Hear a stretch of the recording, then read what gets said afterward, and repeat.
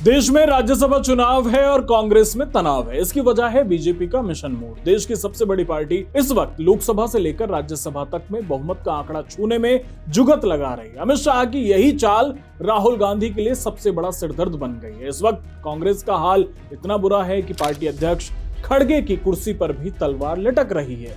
BJP का पूरा गणित आपको विस्तार से समझाते हैं। लोकतंत्र में संसद के ऊपरी सदन यानी राज्यसभा को बुद्धिजीवियों का सदन कहा जाता है। आज उसी राज्यसभा की खाली सीटों को भरने के लिए नंबर गेम की बिसात बिछी हुई है। बीजेपी ज्यादा से ज्यादा सांसद अपनी पार्टी से भेजना चाहती है, तो वहीं कांग्रेस में डिप्रेशन का माहौल है, क्योंकि कांग्रेस को अपने ही विधायकों पर भरोसा नहीं है। उन्हें डर है कि कब किसका पासा पलट जाए और कब उनके अपने लोग ही उनके खिलाफ खड़े हो जाएं। ये सिर्फ एक चुनाव नहीं है, ये सत्ता का वो गंदा खेल है जहां हर एक विधायक की निष्ठा दांव पर लगी है। बीजेपी चुनाव जीतने के लिए सिर्फ वोट बैंक पर भरोसा नहीं करती, वो माइक्रो मैनेजमेंट करती है। एक एक सीट, एक एक राज्य और वहां का एक एक समीकरण पार्टी अच्छे से जानती है। लोकसभा में बहुमत होना एक बात है, लेकिन राज्यसभा में विधेयकों को बिना किसी रुकावट के पास कराने के लिए नंबर गेम में किंग बनना बहुत जरूरी है। यही वजह है कि इस बार बीजेपी ने अपनी पूरी ताकत इस नंबर गेम को अपने पक्ष में करने में झोंक दी है। रणनीति साफ है, जहां जीत पक्की है वहां तो है ही, लेकिन जहां मुकाबला कड़ा है वहां विपक्ष के खेमे में ऐसी सेंधमारी की जाए कि सामने वाला संभल भी ना पाए।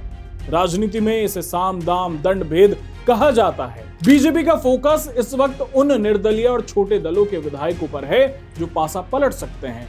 ये एक ऐसी चौपड़ बिछाई गई है जिसमें विपक्षी दल मोहरे बनकर रह गए। अब बात करते हैं कांग्रेस की। आखिर कांग्रेस इतनी टेंशन में क्यों है? कांग्रेस के भीतर इस वक्त भारी असुरक्षा का माहौल है। इतिहास गवाह है कि जब जब राज्यसभा के ऐसे चुनाव आते हैं, कांग्रेस को अपने विधायकों को होटलों और रिजॉर्ट्स में छिपाना पड़ता है। कांग्रेस में तनाव की सबसे बड़ी वजह है क्रॉस वोटिंग का डर।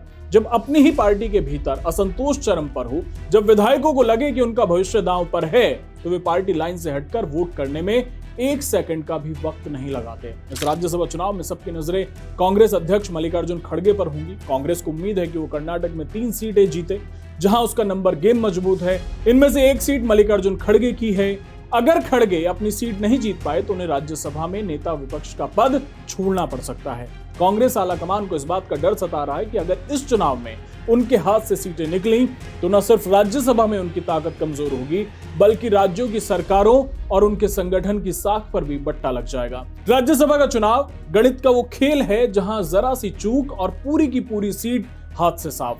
हर राज्य में जीत के लिए एक निश्चित कोटे की जरूरत होती है।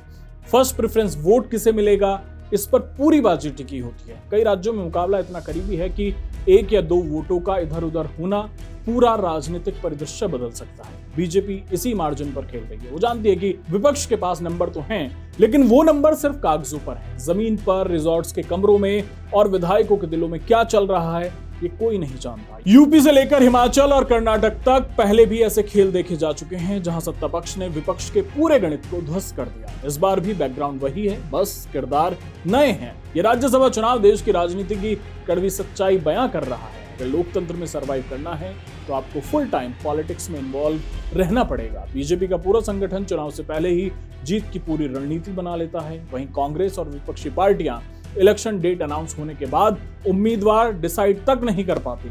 इस वक्त राज्यसभा चुनाव में जहां बीजेपी सारे एरर चेक कर रही है, तो वहीं कांग्रेस पार्टी अपने वजूद को बचाने, अपने ही लोगों को एकजुट रखने के लिए संघर्ष कर रही है।